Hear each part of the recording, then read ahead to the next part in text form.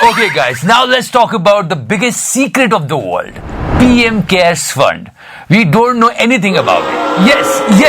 हमको कुछ नहीं पता। मतलब रिया चक्रवर्ती का आई एम सॉरी बाबू ब्रेकिंग न्यूज बन जाता है। सॉरी बाबू, किस चीज की सॉरी कह रही थी? Personal WhatsApp chat publicly distribute हो रही है। ये फकीरी है। लेकिन जहां जनता ने खुद पैसे दिए हैं वो पीएम केयर्स फंड के बारे में आपको नहीं पता है। It's a decision by honourable Supreme Court and we respect it. और इस वक्त एक और बड़ी खबर आ रही है। पीएम केयर्स फंड को लेकर सुप्रीम कोर्ट का एक आदेश आया है जिसके मुताबिक एनडीआरएफ में पीएम केयर्स फंड का पैसा ट्रांसफर नहीं हो सकता है। But remember what mister Modi said, मैं जवाबदेह हूं, आई एम अकाउंटेबल, और इस देश की जनता को मेरे पल पल का हिसाब मांगने का अधिकार है, मेरी हर सोच का जवाब मांगने का अधिकार है। Let's go by the calendar. 28 मार्च को पीएम केयर्स फंड लॉन्च हुआ और सब लोग जोश में थे, बिल्कुल मोदी जी। जान लगा देंगे। बच्चों ने अपने गुल्लक तोड़ तोड़ के पैसे डाले कि नहीं। कोरोना वायरस के इस मुश्किल समय में मैंने अपने पिगी बैंक में से आधे पैसे पीएम केयर्स फंड में डोनेट किए। हमें अपने देश की मदद करनी है, प्रधानमंत्री जी के साथ चलना, और जो कि बिल्कुल सही बात थी। पैंडेमिक है, अभी भी हम देश के प्रधानमंत्री जी के साथ है। और but the story take a twist. On 29th of March, Mr. Saket Gokhale filed an RTI and he wanted to know how much money is there. So unfair treatment of identical contributions to the PM Cares and to the state relief funds is against public interest, is against public policy. It completely disincentivizes corporate contributions which the state governments would otherwise have got. It creates an unfair, unjust and discriminatory distinction against the state and chief minister's relief funds in favor of the PM Cares funds. And actually it's a public money, so they have the right to know about it. क्यों? क्योंकि मोदी जी ने कहा था और इस देश की जनता को मेरे पल पल का हिसाब मांगने का अधिकार है। People were donating, big names were coming. Mr. Akshay Kumar donated 25 crore. तभी हमने प्लेज लिया था कि अक्षय सर को अब हम परेशान नहीं करेंगे, क्योंकि यार कंट्री के लिए डोनेट किया। बड़े बड़े लोगों ने, प्रभास ने, बड़े बड़े इंडस्ट्रिस्ट ने, सबने जी भर के पैसे दिए। छोटे छोटे बच्चों ने भी पैसे दिए। हम सब ने अपने पिगी बैंक की सेविंग में से 6,245 रुपीज पीएम रिलीफ फंड में कोरोना वायरस के लड़ने के लिए डोनेट करे हैं। ये पबजी वाला है क्या? फिर कहानी पहुंचती है अप्रैल में। On 1st of April, Mr. Abhay Gupta filled an RTI and he wanted to know how much money is there. What is the entire thing? उसी 1 अप्रैल को मिस्टर कांडूकुरी ने एक और RTI डाली, ये जानने के लिए कि पीएम केयर्स फंड में हो क्या रहा है। जवाब आया, PM cares fund public authority नहीं है। इन शॉर्ट मोदी जी ने कहा है मैं नहीं बताऊंगा। But in June, CPIL said, why don't you shift PM Cares Fund into NDRF? National disaster relief fund में अगर आप ट्रांसफर कर देते हो तो इसके पीछे पॉलिटिकल सोच ये थी कि आपको पता चल जाएगा ट्रांसपेरेंसी की किसने कितना कितना दिया है और कहां ये पैसा जा रहा है।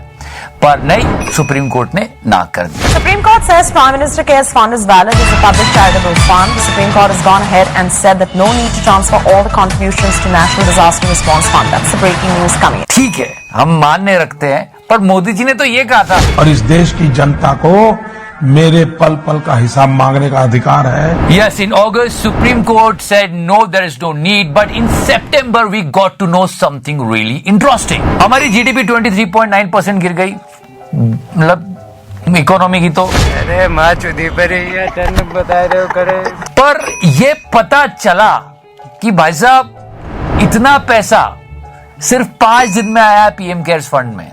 सुन तो लो, देश की जीडीपी -23.9% हो गई है। लेकिन इसी आर्थिक संकट के बीच प्रधानमंत्री केयर फंड में 5 दिन में 3,000 करोड़ से ज्यादा के फंड आ जाते हैं। ये चमत्कार आखिर हो कैसे रहा? And now let's find out what opposition party is doing on it. Actually, they are raising questions. The PM Cares Fund diverts those very funds away from local communities into this dark hole where not even a speck of light can enter. ये तो वही बात हुई कि तोहफा हमने खुद को दिया। नहीं, सॉरी। पर अपोजिशन पार्टीज में बहुत सारे लोग We want transparency, and as an opposition party, if we demand transparency of our public funds, It's not an obsession with Narendra Modi. He's just a prime minister. We've had several prime ministers. ये क्या इनको क्या सोने के पंख लगे हुए हैं कि इनके बारे में बात भी नहीं कर सकते? ये छुई मुई है. Is he a touch me not? क्या है? पर इस सब के एंड में हमारे सम्मित पात्रा सर ने कविता सुनाई और जिसको गोदी मीडिया ने जम के सपोर्ट किया. सुन लो. चंदा ये बिंदास है, कांग्रेस परमानेंट उदास है, 2014 से ये उदास है. But don't you think so guys, this is all happening because of the weak opposition party. कितना सारा हो रहा है, जीडीपी गिर गई है, किसान परेशान है, मतलब अभी बॉर्डर पे तनाव चल रहा है, बहुत सारी प्रॉब्लम्स चल रही है, लेकिन एक स्ट्रॉन्ग अपोजिशन पार्टी है ही नहीं जो कि आवाज उठा सके ठीक से. मतलब क्या है यार, कुछ तो गलती अपोजिशन की भी है. बहुत कुछ है मेरे, ये तो सब कुछ है. And one more very important thing, people are raising this question, if there is PNRF fund, why there is PM cares fund? या अबे गोजू, इतनी सी बात नहीं समझा. एमएलए कहां से आए? क्या बोल रहा चिकारा भाई? ठीक है, but the biggest scale PD happened with TikTok. Yes, इतना छोटा पहले कभी नहीं हुआ होगा जितना आज हुआ. TikTok donated 30 crore rupees in PM Cares Fund and PM banned them.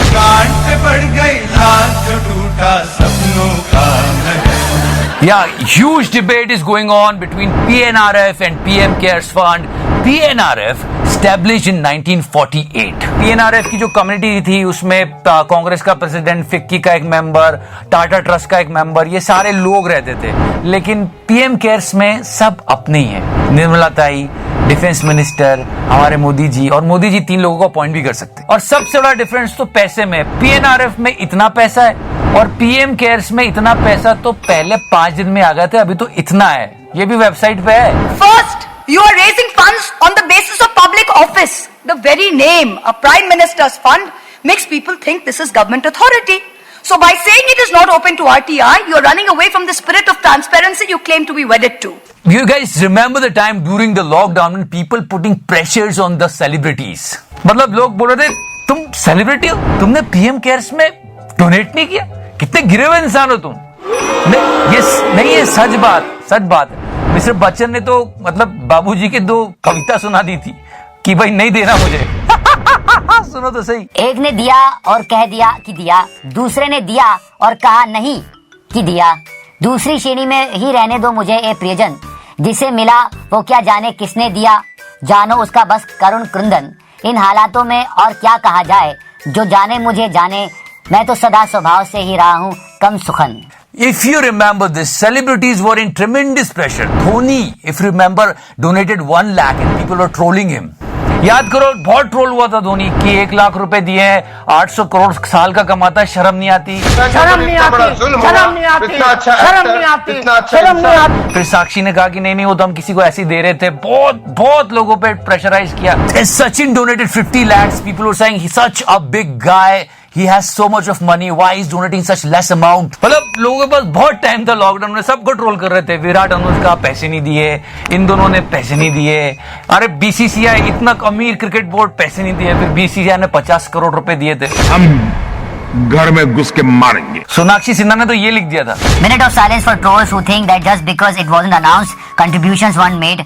नेकी कर दरिया में डाल, सुना तो होगा. कुछ लोग एक्चुअली फॉलो करते हैं. आप शांत हो जाओ and use your time to do some actual good. Announcing or not is a personal preference. Then please consider the massive donations made by Chinese companies. This is horrific.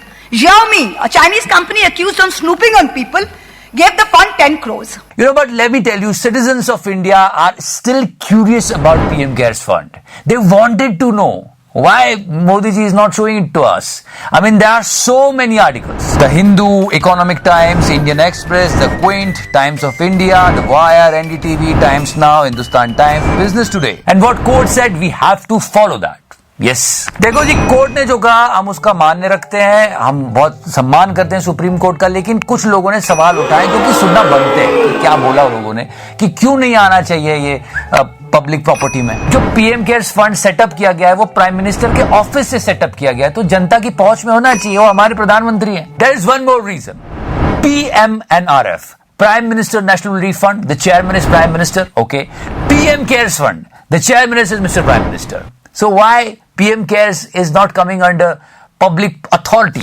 But the Honorable Minister was strangely silent on the 38 PSUs that donated more than 2,100 crores to the fund. Almost 70% of the fund's corpus comes from 38 PSU donations. These are public sector undertakings. Share capital subscribed to by the government of India out of public money. Without an audit, the conflict of interest is writ large for anyone to see. लोगों ने बोला कि जब 20 मार्च को ये launch हुआ PM cares fund, तो जो गवर्नमेंट मशीनरी थी और जो गवर्नमेंट ऑफिशियल्स थे वो सब इसकी पब्लिसिटी कर रहे थे, प्रचार कर रहे थे कि इसमें पैसे डालो। तो जब ये सारे लोग, जब गवर्नमेंट मशीनरी और गवर्नमेंट ऑफिशियल इसका प्रचार कर रहे हैं, तो फिर क्यों ये पब्लिक अथॉरिटी में नहीं आ सकता?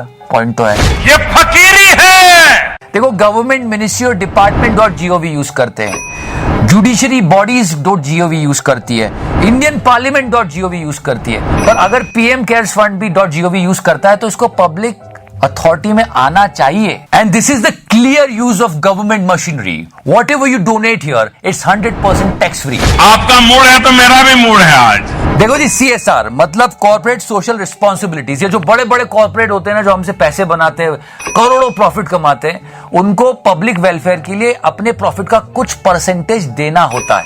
ठीक है जी। Notifying that all contributions to the PM Cares Fund qualified as eligible CSR contributions under Item 8, Schedule 7 of the Companies Act. But it also disqualified contributions made to the state relief funds from being treated as valid CSR activities. Just a day after the launch of PM Cares Fund, Ministry of Corporate Affairs issued a notification. उन्होंने ये notice दिया, and the notice was that any contribution made by a company to the PM Cares Fund shall qualify as corporate social responsibility और CSR। तो उन्होंने कहा कि आप PM Cares Fund में डाल दो, हम उसको ऐसा कंसिडर करेंगे कि ये CSR के अंतर्गत है। तो यार ये तो गलत है ना, मतलब चलता। And now the last thing, remember those ventilators that came with the sticker? या 784 उसमें एक वेंटिलेटर की पिक्चर को सबने लगा के ट्वीट कर डाला, ये देखो वेंटिलेटर, ये देखो वेंटिलेटर, ये देखो वेंटिलेटर। पर इस पे भी सवाल है, जस्ट लिसन टू हर, वो क्या पूछ रही है। I ask you, you say you have put 2,000 crores towards the purchase of 50,000 ventilators. Please lay on the table of this house how many ventilators have been physically delivered to which hospitals, to which states? Yes, nation really wants to know where are they. But listen to me guys, देखो जी, PM cares fund के बारे में आप भी जानते हो, मैं भी जानता हूं, हम कितना भी कर ले डिस्कशन, बट जो सुप्रीम कोर्ट ने कह दिया है, माननीय सुप्रीम कोर्ट ने जो कहा है वो हम फॉलो करेंगे। पर एक बात तो बनती है। क्या बात बनती है? मोदी जी ने तो ये कहा था, मैं जवाबदेह हूं, आई एम अकाउंटेबल, और इस देश की जनता को मेरे पल पल का हिसाब मांगने का अधिकार है, मेरी हर सोच का जवाब मांगने का अधिकार है। I am committed to democracy. मैं कोई किसी अमीर बाप का बेटा नहीं हूं। अगर कोई मर्डर मिस्ट्री सॉल्व करने का मूड है तो डिस्क्रिप्शन सेक्शन में जाके लिंक को चेक करो, उसका आंसर भी वहीं मिल जाएगा। Now please carry on sir. How the fuck are you? To know the truth की क्या बात हुई, लेकिन कुछ लोग ऐसे हैं सोसाइटी में जिनकी तरफ हमारा भी दायित्व बनता है, उनके बारे में जानना समझना जरूरी है। नहीं करो, तुम नहीं करो, सीएम के पास का कुछ नहीं। And now the most important thing, and we all should understand this, the daily wagers. According to the data of 2019 में जब लॉकडाउन पैंडेमिक कुछ भी नहीं था, तभी एनसीआरबी की रिपोर्ट आई थी कि सबसे ज्यादा सुसाइड देश में डेली वेजर्स कर रहे हैं। This is the number. That was 2019, okay? What about 2020?